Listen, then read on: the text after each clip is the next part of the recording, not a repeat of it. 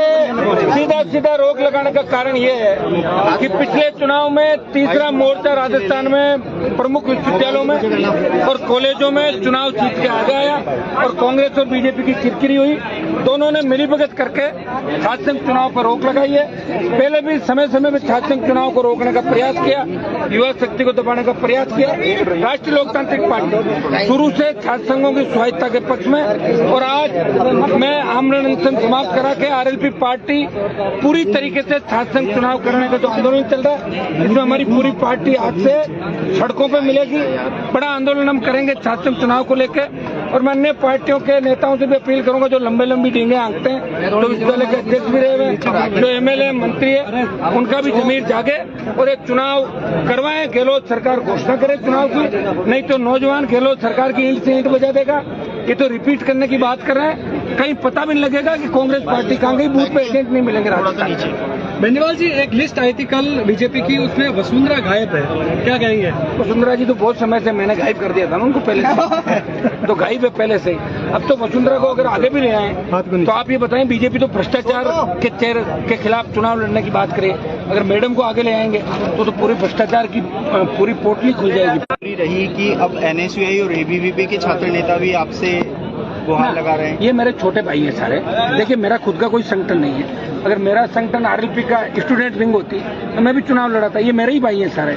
देखो, इसमें NSUI ABP और ये नहीं है। हम सबका मकसद एक छात्र संघ चुनाव करो। मैं तो इस बात की हमेशा हिमाकत करता था कि कैंपस में पॉलिटिकल पार्टियों के इंटरफेरेंस बंद होना चाहिए। बीजेपी, कांग्रेस, आरएलपी कैंपस में नहीं होनी चाहिए, बाहर हो। हमारे बच्चे हैं, जीतने के बाद ये छात्र संघों के लिए अच्छे काम कैसे कर सके, कैसे डेवलपमेंट कर सके, कैसे सांस्कृतिक आयोजन कर सके, कैसे समरसता का भाव नौजवानों को आगे लेके चलें, कैंपस की समस्याओं का कैसे समाधान करें। आज दुर्भाग्य देखिए, लिंगदो कमेटी की रिपोर्ट के बाद यह हालत हो गई कि फरवरी में तो छात्र संघ देश का कार्यालय बंद कर दिया जाता है, मार्च के बाद उसको आने नहीं दिया जाता कैंपस के अंदर, कॉलेज में प्रिंसिपल सस्पेंड कर देता छात्र संघ। मजाक है कोई? चुनी हुई लोकतांत्रिक व्यवस्था के अंदर ये गुंडागर्दी है। मैं तो इतना ही कह सकता हूं मीडिया के माध्यम से कि अगर आरएलपी सत्ता के अंदर आई तो लिंगदो कमेटी जो है इसकी सिफारिशों में हम नहीं मानेंगे। नए सिरे से हम चुनाव कराएंगे पूर्व की बात है। जैसे अगर कोई एक बार हार जाता है तो दोबारा चुनाव लड़ पाए। हाँ, अगर कुछ इसमें अच्छे पॉइंट होंगे, जैसे क्रिमिनल। आप क्रिमिनल किसको कहते हो? अगर कोई रास्ता रोक रहा है उस पर केस दर्ज है, वो अपराधी नहीं है, वो छात्रहितों के लिए लड़ रहा है। हमारे भी मुकदमे दर्ज हुए छात्रहितों पर लड़ते हैं, सजा भी हुई, वो क्रिमिनल नहीं होता। क्रिमिनल वो होता है जो एक से अधिक बार दूसरी घटनाओं में लिप्त होता है, जो आतंक होता है। आप बच्चों को आतंक मान रहे हो, ये कौन सी लिंगदो कमेटी भाई? और ये दुर्भाग्य है कि कांग्रेस बीजेपी इस तरह का बार करी। बीजेपी की सरकार में भी चुनाव बंद हुए, कांग्रेस बार बंद करी। मैं तो आरोप लगाना चाहता हूँ कि मुख्यमंत्री खुद यूनिवर्सिटी कॉलेज का चुनाव आ रहे हैं तो कहीं न कहीं इस बहाने ये चुनाव बंद कराते हैं। उनके मन के अंदर ये होती है ना, मैं देख नहीं बन पाया था उस जमाने के अंदर, सीएम तो रह गया, चुनाव बंद कर दो। तो चुनाव बंद करने से रिपीटेशन की बात तो खत्म ही होगी कांग्रेस पार्टी की, और बीजेपी का जो चेहरा वो भी सामने आ गया। बीजेपी के नेताओं का ट्वीट जब आता है, जब मैं ट्वीट करता हूं कि चुनाव कराओ, तो बीजेपी के नेता आधे घंटे बाद ट्वीट करते हैं चुनाव होने चाहिए। मैं भारतीय जनता पार्टी के लोगों से भी कहना चाहूंगा कि जिस तरह विधानसभा में बीजेपी आरएलपी मिलकर सरकार के खिलाफ लड़ती है, यहाँ आइए ना आप सड़क पे चुनाव कराने के कांग्रेस के खिलाफ मोर्चा खोलो आप लोग। कौन मना कर रहा है आपको? लेकिन दुर्भाग्य इस बात का है कि हर जगह राजनीति आ गई है। हनुमान बेनीवाल और उसकी पार्टी सिर्फ छात्र संघ चुनाव कराना चाहती है, और मैं आपको विश्वास दिलाता हूँ कि हमें आवश्यकता पड़ती है राजधानी को घेरेंगे। 2 लाख जवानों की रैली भी आवश्यकता पड़ती है जयपुर में करेंगे। कल से ही हमारे कार्यक्रम चालू हो जाएंगे राजस्थान के अंदर।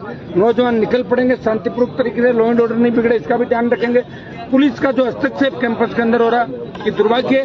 मुख्य द्वार के बाहर सभा नहीं करने देना, इससे बड़ा क्या लोकतंत्र की गला घोंट के जो हत्या यहाँ की गई है। मैंने कभी इनसे बात भी की है। जिन बच्चों को पकड़ा उनको छोड़ें। आमरण अनशन मेरी अपील पर बच्चों ने समाप्त किया, इसके लिए मैं इनको धन्यवाद देता हूँ। एक इनका डेलीगेशन सरकार से बात करने के लिए अभी 10-15-20 मिनट बाद 4:30 बजे वहाँ कमिश्नर बात करें, वहाँ डेलीगेशन इनका भिजवा रहे हैं। कितने दिनों का अल्टीमेट? वो तो हम तो आज ही चालू होगा ना, दिन क्या है, घेर लेंगे राजधानी को और कह देंगे सचिवालय में घुसना, तो घुस जाएंगे, कोई रोक ही नहीं पाएगा हम लोगों को। एबीवीपी एनएसयूआई से निराश जो छात्र हैं उनको, छात्र तो सारे मेरे साथ ही हैं। ऐसा कि छात्र जो भी है, चाहे एबीपी के अंदर बैठा है, उसके मम्मी पापा चाहे बीजेपी को वोट दे रहे हैं, वो ये कहेगा मैं तो आरएलपी को वोट डालूंगा। जवान तो राष्ट्रीय लोकतांत्रिक पार्टी पहली पसंद है जवानों की।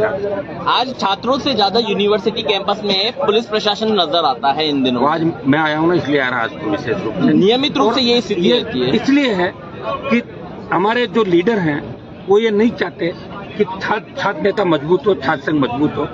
कैंपस में बार बार जो कैंपस की स्वायत्ता को खत्म करने का काम किया जा रहा है, ये ठीक नहीं। हम इस बात के विरोध करते हैं हमेशा। छात्र संघ मजबूत हो, कैंपस में पुलिस का इंटरफेरेंस बंद हो, हर समय पुलिस का, मुझे बताइए गर्ल्स हॉस्टलों के आसपास भी पुलिस मंडराती है, क्या लेना देना पुलिस का, वहाँ आप बताएं मुझे।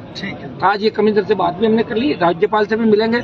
आप आने वाले 2, 5, 7, 10 दिन के अंदर देखोगे कि गहलोत सरकार किस तरह अपना फैसला बदलती है। ये हम चेतावनी देते हैं कि अगर फैसला नहीं बदला तो बूथों पे कांग्रेस पार्टी को एजेंट नहीं मिलेंगे राजस्थान का। ठीक है। Thank you.